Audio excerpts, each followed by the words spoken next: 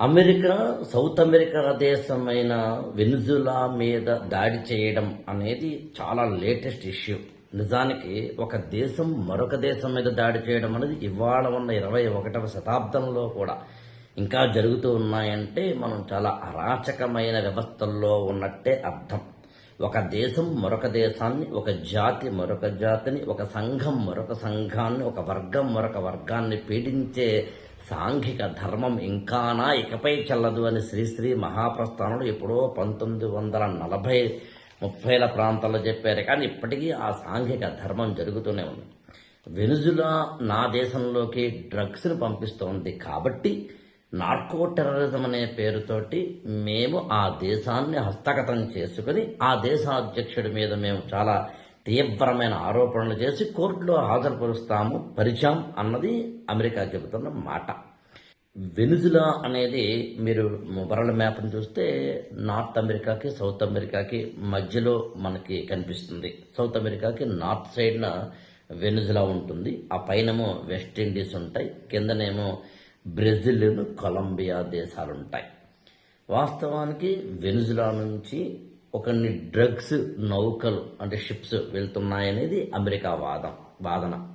కానీ నిజానికి గమనించాల్సింది ఏంటంటే ప్రపంచంలో ఉన్న క్రూడ్ ఆయిల్ కానీ, న్యాచురల్ గ్యాస్ కానీ, గోల్డ్ లాంటి ఖనిజాలు, ఇతరత్ర మినరల్స్ లాంటివి కానీ ఎక్కువగా ఉన్న దేశాల్లో వెనుజులా ఒకటి. 1990ల వరకు కాస్త అటుగా 1999 ఆ ప్రాంతం వరకు వెనుజులాలో ప్రైవేట్ వ్యక్తుల చేతుల్లో ఇప్పుడు మనం చెప్పిన ఏ క్రూడ్ ఆయిల్ కానీ లేకపోతే న్యాచురల్ గ్యాస్ కానీ ఇవన్నీ ఉన్నాయి. ప్రైవేట్ వ్యక్తులు అంటే అర్థం ఏంటంటే ప్రైవేటైజేషన్ వల్ల వచ్చే అడ్వాంటేజ్ ఏంటంటే ఏ కంపెనీ అయినా అక్కడికి వెళ్ళి అక్కడ అంటే అమెరికన్ కంపెనీస్ కూడా, యూరోపియన్ కంపెనీస్ కూడా వెళ్ళి అక్కడ వ్యాపారం చేయొచ్చు.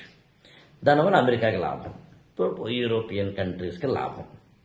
1999-2000 తర్వాత వెనుజులా కంట్రీ తీసుకున్న అత్యంత కీలకమైన నిర్ణయం ఏంటంటే ఈ ప్రైవేటైజేషన్లో ఉన్న all crude oil and other ఏదైతే చమురు కంపెనీలు ఉంటాయో వాటిని నేషనలైజ్ చేశారు.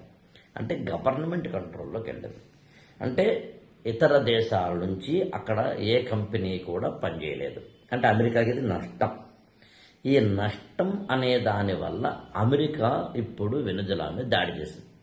డ్రగ్స్ లాంటి పదాలు ఏం చెప్పినా ఆపరేషన్ అబ్జల్యూట్ రిజాల్వ్ అనే పేరుతోటి అర్ధరాత్రి 2ంటికి ఆ దేశ అంటే వెనుజులా దేశ అధ్యక్షుడైన మదురో, ఆయన భార్య అయిన సిరియా ఫ్లోర్స్ ఇద్దరిని రాత్రి బెడ్రూమ్లోంచి బరబరా లాక్కుని వెళ్ళి వాళ్ళకి చేతులకి కాళ్ళకి బేడీలు, కళ్ళకి గంతలు కట్టి వాళ్ళిద్దరిని తీసుకెళ్లి న్యూయార్క్ కోర్టులో హాజరుపరచడం అనేది ట్రంప్ చేసిన పని.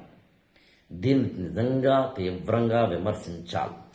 నాకు తెలిసి ఇవాళ అన్ని న్యూస్ పేపర్లు ఈ న్యూస్ని చాలా అందంగా కవర్ చేసినాయి. చాలా సివిల్ సర్వీసెస్కి ఉపయోగపడే రీతిలో కవర్ చేశాయి. ఎస్పెషల్లీ హిందూ పేపర్లో అయితే కనుక ఒక ఆర్టికల్ వచ్చింది.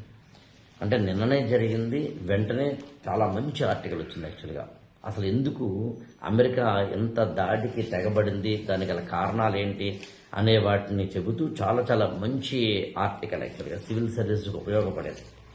సాక్షి పేపర్లో అంటే తెలుగు మీడియం పిల్లలకు ఉపయోగపడుతుంది చెప్తున్నాను. సాక్షి పేపర్లో నాకు తెలిసి ద బెస్ట్ ఆర్టికల్స్ 2 వచ్చాయి యాక్చువల్గా. ఒకటి ఏంటంటే వెనుజులా అధ్యక్షుడు ఒక బస్సు డ్రైవర్గా జీవితాన్ని ప్రారంభించి దేశాధ్యక్షుడైన తీరుని చెబుతున్న ఆ డ్రైవర్ నుంచి అధ్యక్ష పీఠం దాకా అని చెప్పి సాక్షిలో చాలా చక్కటి ఆర్టికల్ వచ్చింది.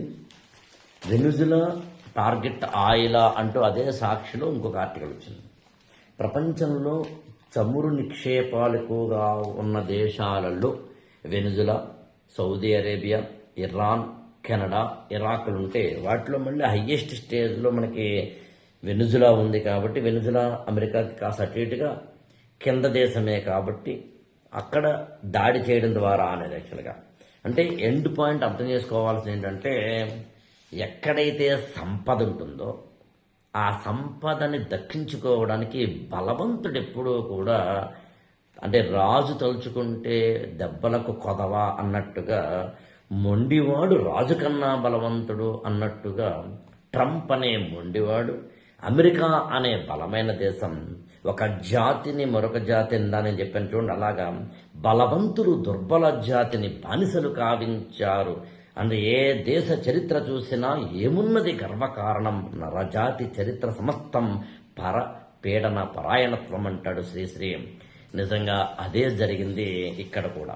సివిల్ సర్వీసెస్కి ప్రిపేర్ అవుతున్న స్టూడెంట్స్ ఇలాంటి వాటిని జాగ్రఫికల్గా, కల్చరల్ పరంగా, ఎకనామికల్గా, మిలిటరీ పరంగా, అటు ఎస్ఏకి, ఇటు ఎథిక్స్కి, అటు జిఎస్, అటు ఇంటర్నేషనల్ రిలేషన్స్, ఇది మళ్ళీ ఇండియా మీద ఎఫెక్ట్ అవుతుందా, ఇండియా ఎలా దాని మీద రెస్పాండ్ అవ్వాలి, అసలు ఈ ప్రపంచంలో ఇలాంటివి ఎప్పుడైనా జరిగితే అవి ఏంటి అనేది జాగ్రఫికల్గా మ్యాప్ పాయింట్ కావచ్చు. Crude oil, natural gas, minerals, critical minerals, atomic minerals, rare earth minerals లాంటి వాటికి సంబంధించినవి కావచ్చు. అసలు ప్రపంచంలో కాన్స్టిట్యూషన్స్ ఇలాంటి వాటికి సంబంధించిన అటాక్స్ లాంటివి కావచ్చు. ఒక ఇరాన్ ఇరాక్ ఇష్యూ కావచ్చు, లేకపోతే వెనిజులా మీద ఇప్పుడు జరిగింది కావచ్చు, ఒకప్పుడు పనామా లాంటి వాటి మీద జరిగింది కావచ్చు, లేకపోతే కనుక మనకి పాలస్తీనా ఇజ్రాయెల్ లాంటి ఇష్యూస్ కావచ్చు, లేదా నిన్న కాక మొన్ననే తైవాన్ మీద చైనా చేసిన దాడి లాంటివి కావచ్చు. అంటే ఒక ఇష్యూ జరిగిన తర్వాత దాన్ని ఎన్ని రకాలుగా మనం చూసామన్నదే సివిల్ సర్వీసెస్కి సంబంధించింది. ఒక ఇన్సిడెంట్ జరిగితే మొత్తం ఒళ్ళంతా కళ్ళు పెట్టుకు చూస్తే అదే civil services preparation. Of course దీన్ని నేను ఎలాగూ మన ఈ గురుకులం క్లాసులో డీటెయిల్డ్గా డిస్కస్ చేస్తాను. ఐఏఎస్ ఫర్ ఆల్ ఛానల్ని సబ్స్క్రైబ్ చేసుకోండి, లైక్ చేయండి, షేర్ చేయండి.